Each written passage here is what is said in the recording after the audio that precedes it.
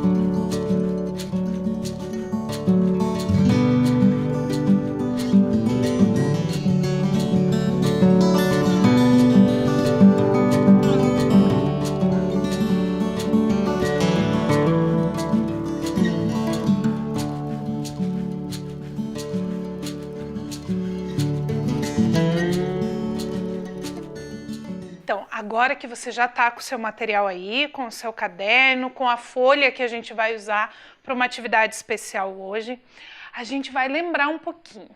Nas aulas anteriores, nós vimos mitos. Nós vimos muitos mitos, mitos de origem de países, mitos de origem de deuses, mitos de origem de rios, mitos de origem de árvores.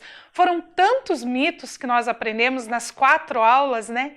E hoje a gente vai estudar um conteúdo novo, um conteúdo diferente.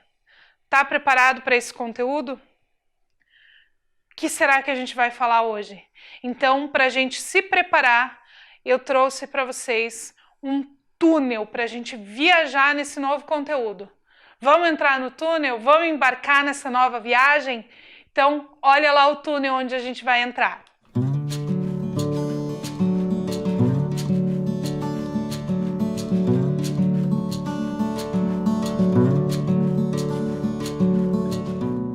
Agora que a gente já entrou no nosso túnel de viagem do ensino religioso, a gente vai falar sobre ancestralidade e tradição oral. Nossa, de novo essa professora trazendo palavras difíceis para a gente. O que será que isso quer dizer? Ancestralidade são as pessoas, as coisas que aconteceram antes da gente. Do jeito que a palavra começa, ancestralidade é antes, as pessoas que vieram antes, os nossos pais, os nossos avós, bisavós, tataravós, são os nossos ancestrais, as pessoas que vieram antes e que fazem parte da nossa identidade, de quem nós somos. A gente viu aí durante os anos que a gente estudou ensino religioso, falando sobre os nomes, sobre as histórias que aconteceram. Então, tudo isso faz parte da nossa ancestralidade e ajuda a construir quem nós somos hoje. E tradição oral é uma forma de passar esses conhecimentos, de passar esses ensinamentos. Muitas vezes, as culturas têm o hábito de registrar suas histórias em livros, né? Como a gente tem, por exemplo, os muçulmanos que têm o livro sagrado, que tem o Corão. A gente tem os judeus que têm a Torá, ali registradas suas histórias. Os cristãos que têm a Bíblia, onde anotam as suas histórias. Mas algumas culturas não têm o hábito de anotar as suas histórias em livros. A gente tem, por exemplo, na Umbanda, no Candomblé, nos povos indígenas.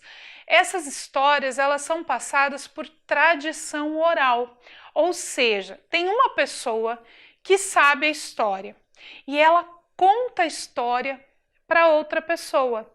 E essa pessoa que ouviu a história fica responsável então por contar para outra pessoa. Dentro da tradição oral, é muito comum a gente ter contadores de histórias, pessoas que vão ensinar, que vão contar essas histórias para os outros. E mesmo os povos que têm as suas histórias contadas em livros, também tiveram períodos em que faziam uso da tradição oral. A Bíblia, a Torá, antes de serem livros sagrados, essas histórias foram contadas pelos sábios, pelos sacerdotes, pelos pais. Então, a tradição oral é essa ideia de trazer essas histórias e contar sem registrar num livro. Para a gente ver um pouquinho sobre como mudou o mundo durante esses períodos, eu trouxe uma história para vocês. A gente vai começar então ouvindo uma história. Mas a história que eu trouxe para vocês, ela está registrada num livro, que é esse livro, O Lolo Barnabé. Quem escreveu esse livro foi a Eva Furnari. E ela escreveu esse livro para mostrar para a gente um pouquinho da tradição oral e de como que o mundo foi mudando. Eu trouxe essa história anotadinha num papel aqui, porque eu não consegui trazer o livro. E a gente vai olhando nos slides algumas fotos, algumas figuras que vão ajudar a gente a compreender essa história. Só antes de eu começar a ler, eu tenho um pedido para fazer para você. Toda vez que eu ler a frase "eram muito felizes", vocês vão dizer "mas nem tanto". Então, toda vez que a prof falar "eram muito felizes", vocês dizem, mas nem tanto. Certo? Vocês vão ver que essa frase aparece várias vezes durante o texto. Vamos começar a nossa história? Então, Lolo Barnabé, da Eva Furnari. No tempo em que as pessoas moravam em cavernas, existia um homem muito criativo e inteligente, chamado Lolo Barnabé. Aos 20 anos, Lolo casou-se com Brisa. Ela também era como ele, criativa e inteligente. Casaram-se por amor, muito amor. Depois da lua de mel, escolheram a melhor caverna da região para morar. E logo no primeiro ano de casamento, tiveram um filho, o Finfo Barnabé, também criativo e inteligente como os pais. Todos os dias, Lolo saía para caçar e colher frutas. À noite, sentavam-se todos em volta da fogueira. Assavam a carne, cantavam canções e agradeciam a Deus pela beleza da vida. Eram muito felizes. Eram muito felizes, mas nem tanto. A caverna era úmida. Por essa razão, Lolo e Brisa acharam melhor construir uma casa no alto do morro. Teriam mais conforto e poderiam viver melhor. Lolo, que era muito habilidoso, fez uma casa linda. A família animada mudou-se para lá. Brisa queria que a casa fosse amarela. E Lolo, que amava a esposa e lhe fazia todas as vontades, pintou a casa de amarelo. O tempo passou e eles eram felizes. Mas nem tanto. A Brisa não gostava de vestir aquela pele de animal. Ela sentia frio. Então eles tiveram uma ideia: fazer roupas. Roupas mais adequadas. E, como a Brisa também era muito habilidosa, inventou o vestido. Ficou animada e em seguida inventou o sutiã, a calcinha, a cueca, a camisa, a calça, a bermuda, o pijama, e Lolo inventou sapatos que combinassem. Eles eram felizes, mas nem tanto. Brisa achou que faltava alguma coisa e falou para o Lolo: amor, não podemos deixar nossas belas roupas todas pelo chão. Você não acha que nós poderíamos fazer assim uma espécie de móvel para guardar as roupas? Lolo achou que era uma excelente ideia. Tudo ia ficar mais limpo e inventou o guarda-roupa.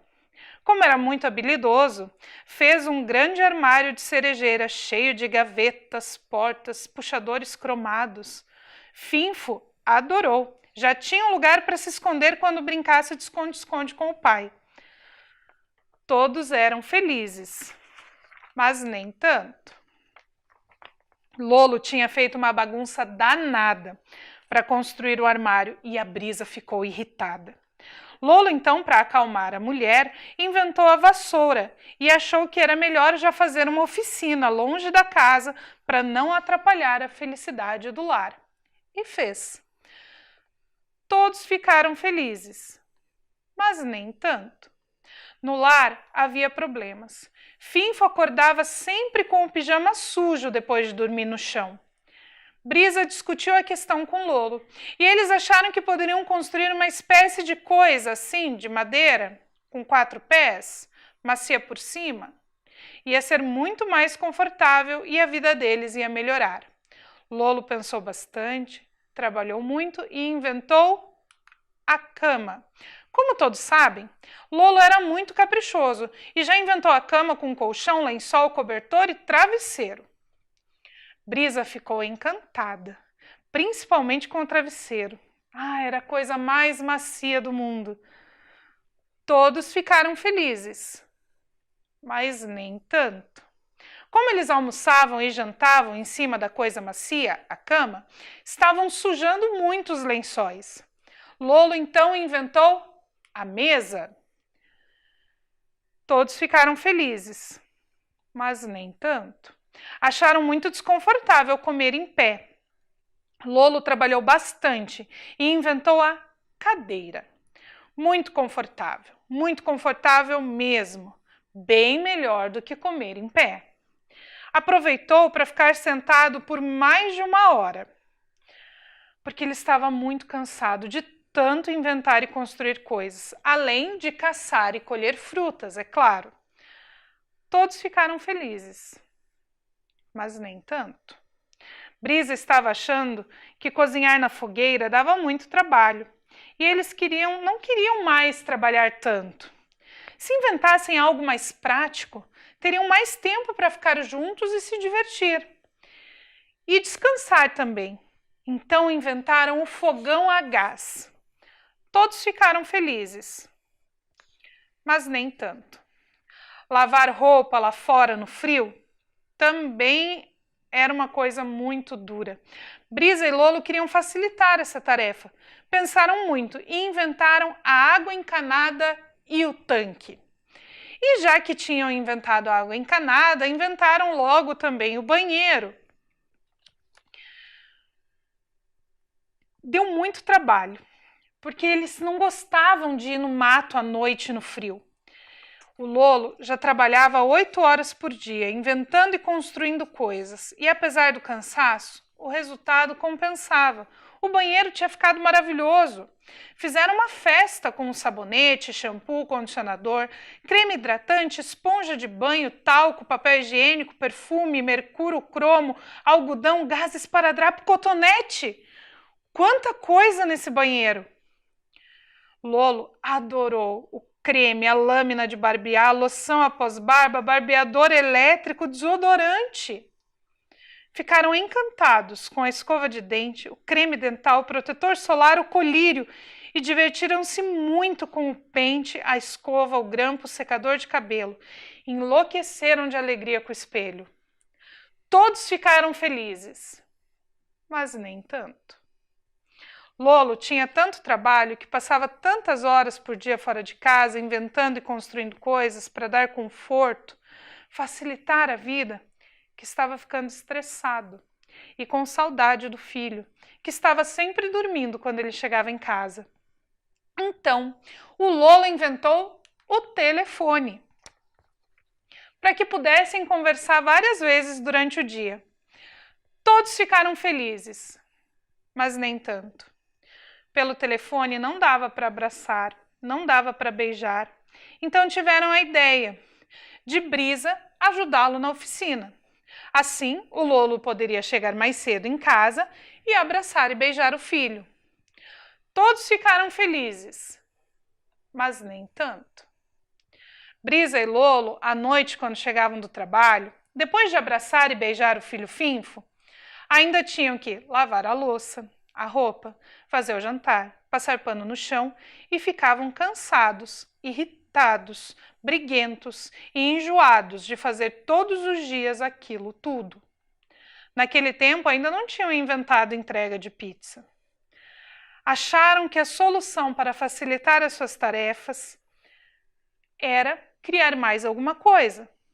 Pensaram tanto que quase fritaram o cérebro quando inventaram, de uma vez só, o liquidificador, a batedeira, a centrífuga, a cafeteira, o espremedor, a garrafa térmica, o micro-ondas, a torradeira, a sanduicheira, a máquina de lavar roupa, o sabão em pó, o detergente, o amaciante, o alvejante, o desinfetante, a geladeira, o freezer, a despensa, máquina de lavar louça, secadora, balde, esfregão, lata de lixo, carpete, aspirador de pó, tira-manchas e finalmente inventaram o final de semana, porque ninguém é de ferro. Todos ficaram felizes, mas nem tanto. Sempre tinha algum aparelho que encrencava e isso era uma dor de cabeça danada. Como já estavam acostumados com o conforto, ficavam extremamente irritados e impacientes de fazer as coisas à mão. Coisinhas como lavar a louça, lavar a roupa, bater ovos. Além do mais, a família Barnabé agora era chique.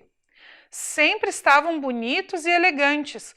Não queriam mais andar vestidos de qualquer jeito, com a roupa amarrotada.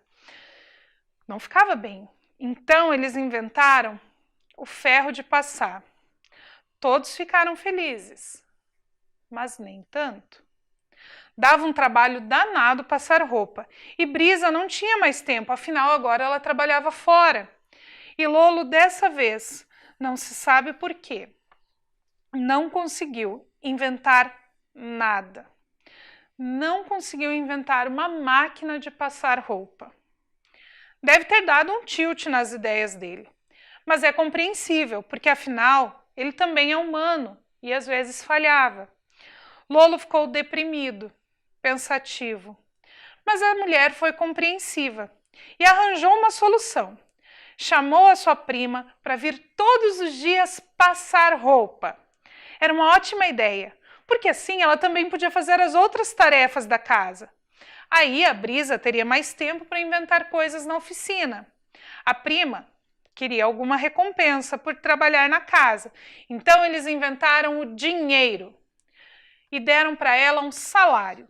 Como era pouquinho, chamaram de salário mínimo. Todos ficaram felizes, mas nem tanto. Finfo ficava o dia inteiro sozinho, sem a mãe, nem o pai por perto. Sentia-se infeliz. Não tinha com quem brincar, já que a prima Brisa também estava trabalhando e cuidando da casa. Então Lolo e Brisa inventaram a televisão, o sofá e o controle remoto. Todos ficaram felizes, mas nem tanto. Eles chegavam à noite, tão cansados do trabalho, e Finfo queria brincar. E eles queriam descansar, que acabavam brigando. Depois, também cansados de brigar, sentavam-se na frente da televisão e ficavam hipnotizados e mudos, como sacos de batata. A família Barnabé sentia que aquilo não estava bom. Havia alguma coisa errada naquela história. Mas era bem difícil entender o que é que estava errado. A situação parecia um grande nó. Lolo e Brisa pensaram logo em inventar mais alguma coisa, mas pela primeira vez eles não sabiam o que fazer. E na verdade, pela primeira vez também perceberam que não era o caso de inventar mais nada. Então, eles foram para o quintal, acenderam uma fogueira, sentaram-se em volta dela e, muito triste, buscaram uma saída. Olhando para o fogo, entenderam que eles mesmos tinham criado aquela situação, uma armadilha. Ficaram muito infelizes, mas nem tanto. Lolo contou uma história, Finfo contou outra, Brisa entoou uma canção e lembrou-se de fazer algo que havia muito tempo não fazia: agradecer a Deus pela beleza da vida. Finalmente entenderam que se eles mesmos tinham criado aquela armadilha, eles mesmos poderiam desfazê-la, porque eles eram muito criativos e muito inteligentes. Então, essa é a história do Lolo Barnabé. E ela mostra pra gente como é importante a gente contar para as pessoas as histórias que a gente sabe, conversar com as pessoas. E o que você achou dessa história? Você gostou?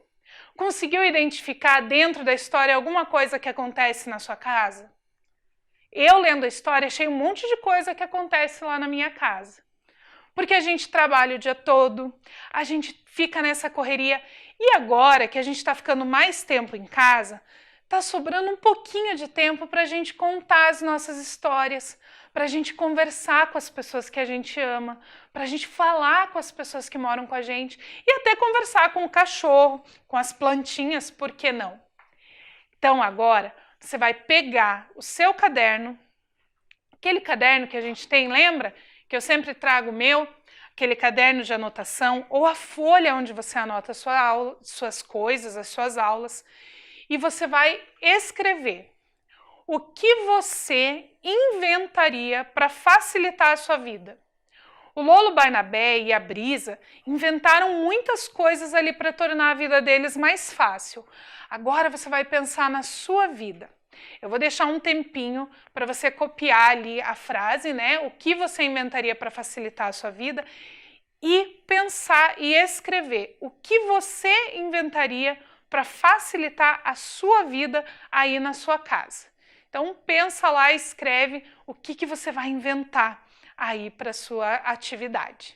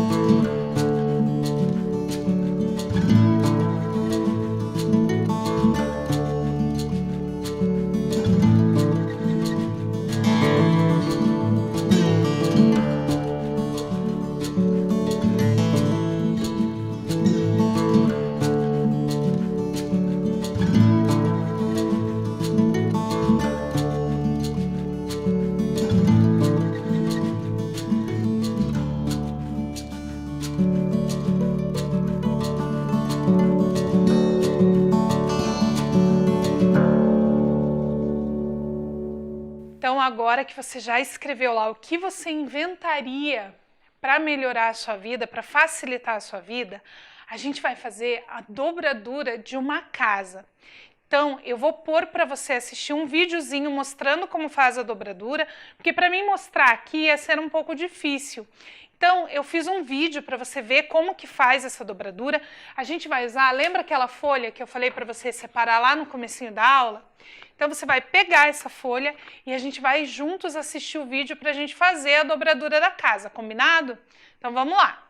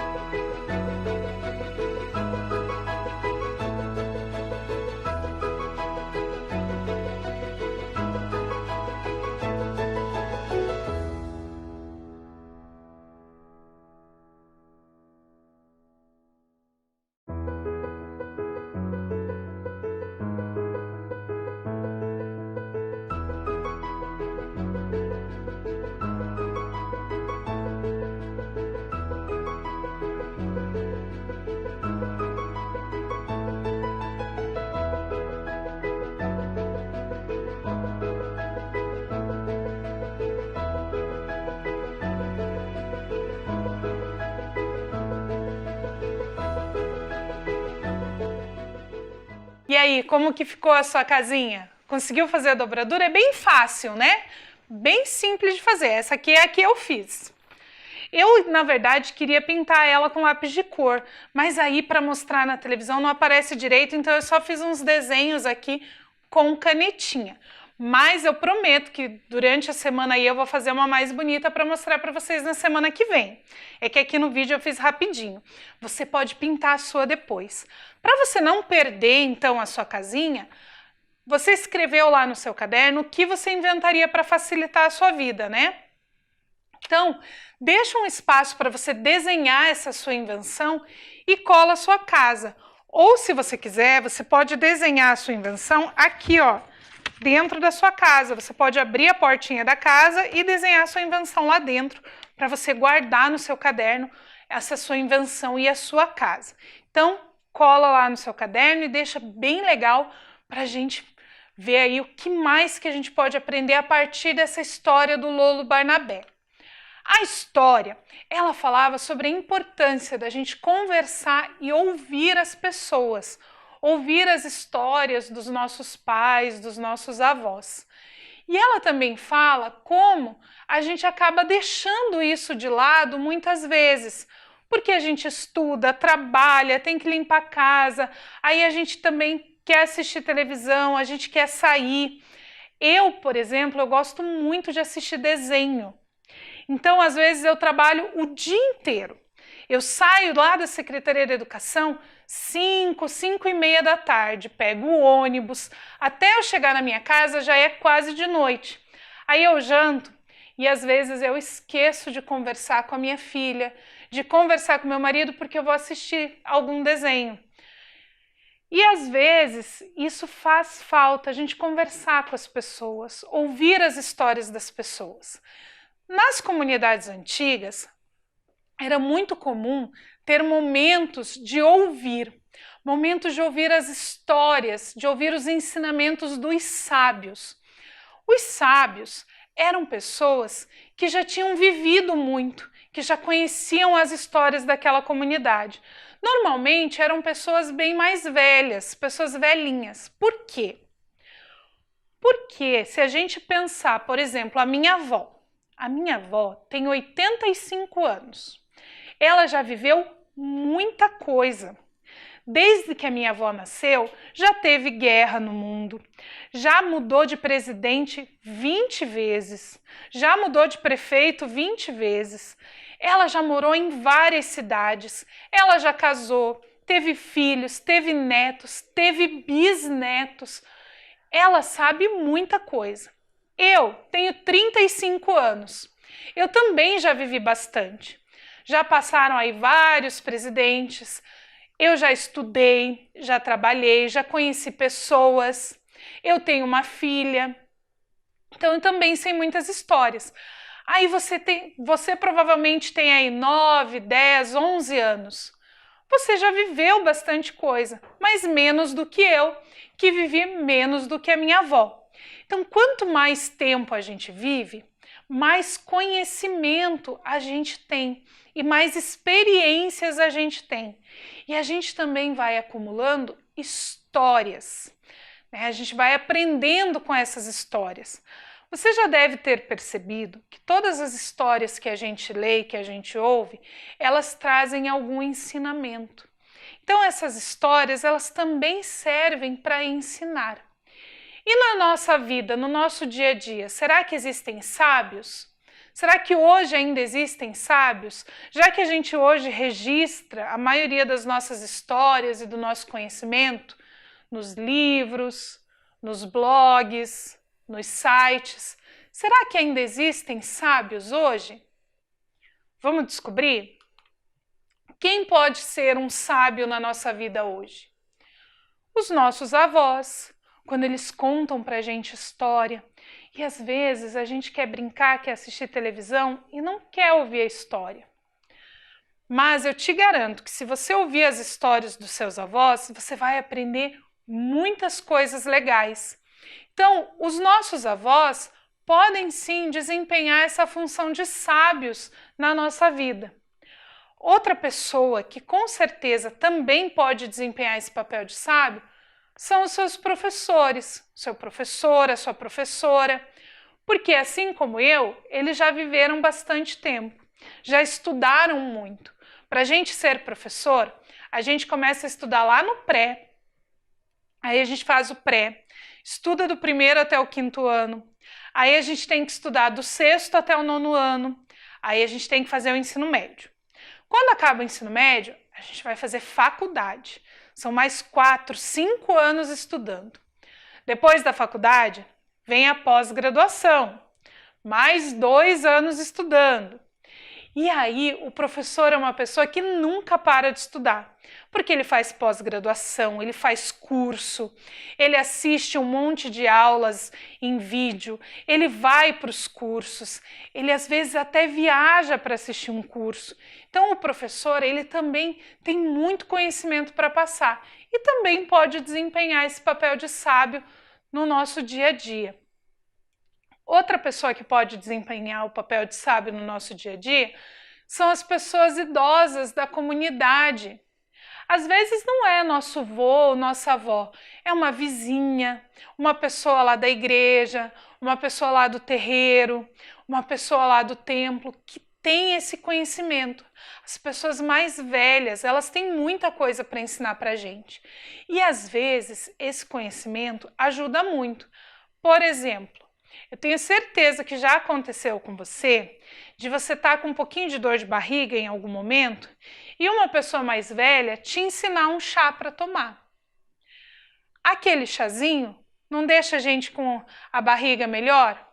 É o conhecimento que essa pessoa tem e que ela passa para a gente, mesmo sem ser a nossa professora, sem ser essa a função dela, a profissão dela.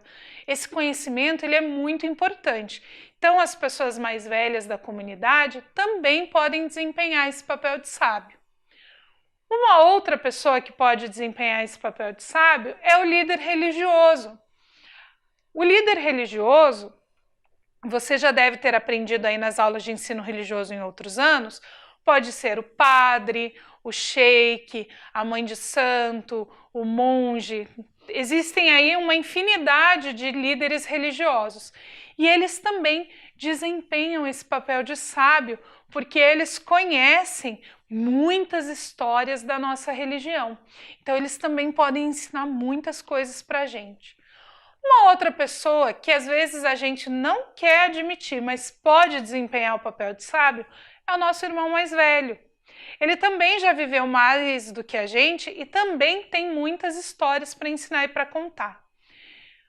Outra pessoa bem importante que também desempenha essa função são os nossos pais, as pessoas que são responsáveis por cuidar da gente, que também viveram bastante e têm muito a nos ensinar.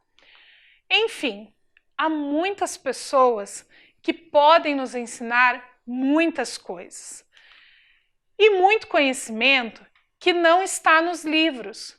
Esse conhecimento ele é passado pela tradição oral, que é justamente o contar essa história, o ensinar sem registrar num livro. Então agora, para a gente pensar aí em tudo que a gente viu na aula de hoje, pega o seu caderno, pega a sua folha e você vai pensar em tudo que você tem, todas as coisas que você tem aí na sua casa, tudo que é seu. Pensa aí, o que tem lá no seu quarto? Um tênis, um chinelo, uma camiseta, o seu caderno, a sua cama. Cada criança vai pensar no que tem aí na sua casa, tudo que você tem. E a sua atividade hoje é pensar nisso e registrar aí no seu caderno. Qual das suas coisas você trocaria por um ensinamento de alguém da sua família?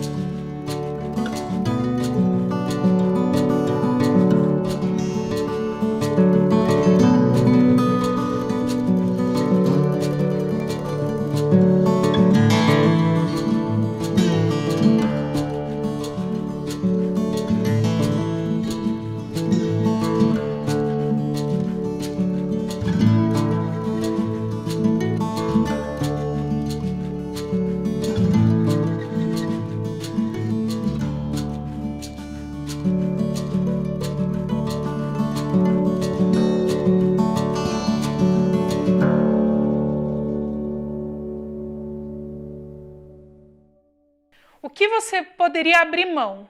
Por exemplo, lá vamos pensar, eu tenho o meu celular. Vou pegar aqui para mostrar para vocês. Ó. Eu trocaria o meu celular por ouvir uma história do meu pai, por exemplo. Então você vai pensar e anotar aí no seu caderno o que você trocaria por um ensinamento de alguém da sua família. E aí, na aula que vem, a gente se encontra para vocês contarem para mim o que vocês anotaram e eu contar para vocês o que eu anotei lá no meu caderno e aprender mais sobre a ancestralidade e a tradição oral em diferentes culturas. Combinado? Então, lavem as mãos, fiquem bem e a gente se encontra na semana que vem para mais uma aula de ensino religioso.